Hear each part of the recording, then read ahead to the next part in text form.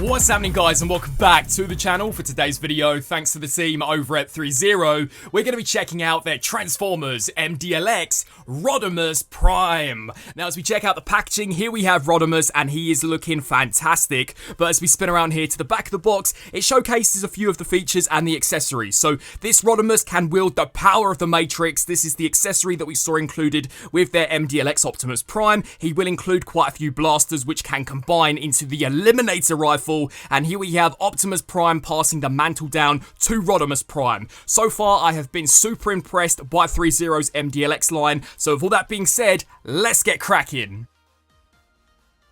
And here we have Threezero's MDLX Rodimus Prime, and this figure most definitely has the touch. He is looking pretty fantastic, and in some ways is a prime example of what I have loved so far about their MDLX figures, because whilst he is easily recognisable as how Rodimus / Hot Rod appeared back in G1, to me at least these designs all have a very realistic, gritty aesthetic, which I think worked perfectly for the live action movie universe. You know, eventually if this was a design which could be adapted into live action, I would not be disappointed in the slightest, because I really do think it is the perfect Rodimus. I mean, he's strong, he looks empowering, he really does look as if though he could take over from Optimus Prime and lead the Autobots into battle. As we check out the face sculpt, immaculate. You know, the sculpting and the painting never fails to amaze me with these Threezero releases. We get this massive, very strong, unit-like chest design. In some ways, I wish this entire section could lift up to maybe reveal a Matrix chamber, especially as he is specifically compatible with MDLX Prime's Matrix, but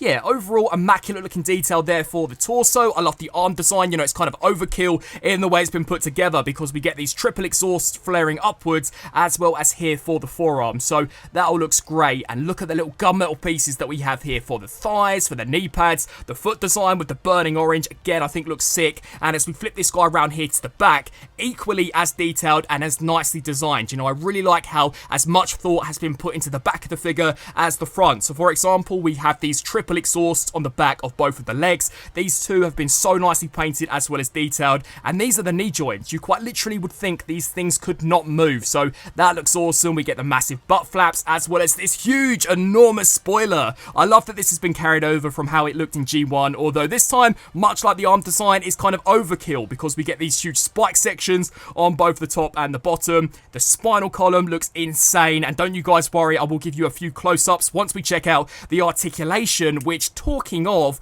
their engineering never fails to impress me. So the head is on a double ball peg. It can look up, it can look down, tilt side to side, as well as rotate left to right. And the shoulders are super interesting because there are so many joints here. So you can take the tip of the shoulder, hinge this outwards, so that when you bring the shoulder joint out to the side, this does not bump into the head. So I thought that was terrific engineering. The shoulders themselves are on double ball pegs, which are made out of die cast. So that's fantastic. So these can rotate the full 360, hinge up, hinge down, hinge forwards and backwards, and that is all in addition to the specific butterfly joint, which can crunch again forwards and backwards, and that reveals some immaculate detail. So that's really cool. We also get technically an elbow swivel, double joints here which allow this to bend way past 90. The wrists, much like the head, are on double ball pegs. The forearm guard is also on a ball joint, so you can flare this out to the side to reveal those exhaust details. So that's really cool, and I absolutely love the engineering that we have here for the torso. So these tiny little vent pieces are also on ball joints. You can move these forwards and backwards, which is great, and we can take the entire upper part of the chest and crunch it forwards. Now, as we flip this guy around here to the back, check out that spinal column. I like that no matter what pose you get these figures into, they look flawless from pretty much every single angle. So yeah, that is immaculate. It can also crunch back that far. It will also crunch and tilt left to right. It can go the full 360. If you use both the upper torso joint as well as the waist joint, it does allow for a pretty decent swivel, and all of the skirt pieces are on ball joints. So we can flip the front one forwards, the side ones outwards, as well as the back ones, and much like the shoulders, the hips are on double ball joints, again reinforced by die cast, so we can kind of shimmy this here down to create a drop down hip joint, which, check this out, it can kind of kick slightly past 90. I imagine you could take this slightly further, although I don't want to risk damaging the paint, so that's awesome. It will also kick back, I'd say, roughly to that far, and even the inside of the hip joint has been fully painted as well as detailed, so that is is so sick. They will also kick out to the sides. We get a really excellent thigh rotation, and I love the engineering here for the knees. So they are double jointed. As we bring these back, check out the kneecap. It does come along with the bottom part of the leg to reveal, again, some sick gunmetal details. So yeah, that's fantastic. The foot guard is also on a ball joint, although at least on my copy, is prone to kind of popping off, although I would prefer it to pop off rather than to snap. So I guess that's kind of a positive. And much like the hips and the shoulders, the ankle joints are also reinforced by die cast, so we can tilt these forwards, backwards, rock side to side, rotate left to right, and then finally we do get a tiny bit of toe pivot. So overall, in terms of detail and painting, he looks exceptional, but the articulation, much like all of their previous releases, I think is flawless, because as I said, no matter what dynamic pose you get this guy into, he's going to look insane. And I really do think that the attention to detail of the engineering is really something which should be praised, because yeah, these figures really are in a league of their own. Now, as we check out Rodimus Prime's accessories, this is again where I really think this guy has the touch, because I think he comes with the most interchangeable hands out of all of the MDLX figures. So in addition to the pair of fisted hands, we get a pair of dynamic hands, which, as you guys should know already, are my personal favourite out of the bunch. I mean, they have been detailed and painted just as nicely front to back, so they're pretty sick. We then get one Autobots rollout command hand, which again, super nicely painted as well as detailed. Then there is one thumbs up hand, which I think is awesome because it just makes this guy so much more expressive, especially depending on your posing. We then get a pair of blaster holding hands, which don't you guys worry, I will touch base with in just a second. There is also a pair of gripping hands. Now this is so that you can light your darkest hour with Optimus Prime's Matrix of Leadership. So this guy does not include a Matrix himself. You will have to nick the one from Optimus Prime, which is kind of what Rodimus Prime did in the 86 movie anyway. I thought this was cool, but as I said previously, it would have been nice had Threezero taken the whole Matrix idea a little further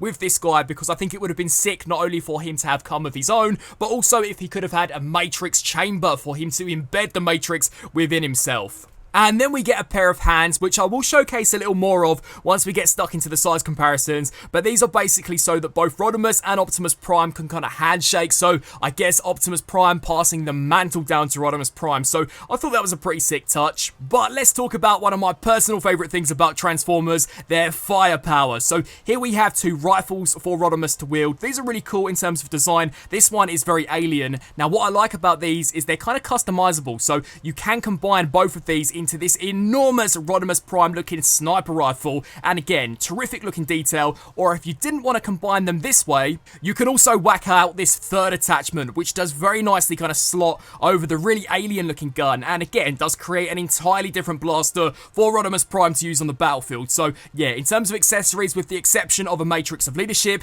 this guy is most definitely packing.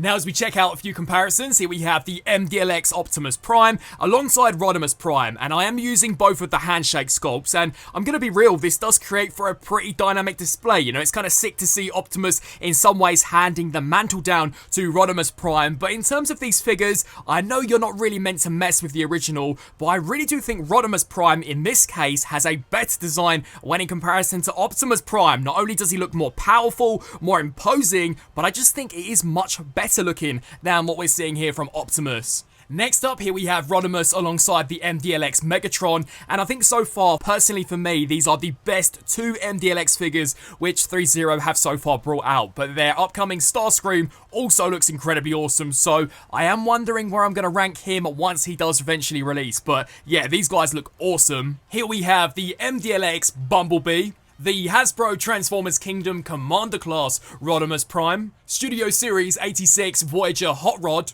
the Leader Class Kingdom Galvatron with the DNA design upgrade. So he's a little taller when in comparison to the stock figure, but to be honest, I actually think these work out pretty nicely alongside one another. And finally, the Earthrise Leader Class Optimus Prime. And so, wrapping up on this review for the Threezero MDLX Transformers Rodimus Prime. This guy is fantastic. Definitely one of my favourite MDLX designs so far, and most definitely up there with what we saw from their Megatron. Immaculate painting, awesome detail from every single angle. There is something to look at, whether it be painting or sculpting, and much like all of the Threezero products now, he also has a fair amount of die cast embedded within some of the joints. So, for example, some of the pieces I found would be in terms terms of the shoulders, the hip joints, and the ankle joints, which not only reinforces some of those slightly slimmer joints, but in the case of the feet, really does keep him well grounded. So again, he definitely can pull off a whole host of poses. The accessories are fantastic. In some ways, I wish he'd come with a matrix, but if you picked up Optimus Prime, that is problem sorted. So I would love to get your thoughts on this guy down in the comment section below. What do you guys think of this Threezero Rodimus Prime? I want to give a big shout out to Threezero for sending this here my way for a review, and until my next video, I'll see you then. Thanks for watching.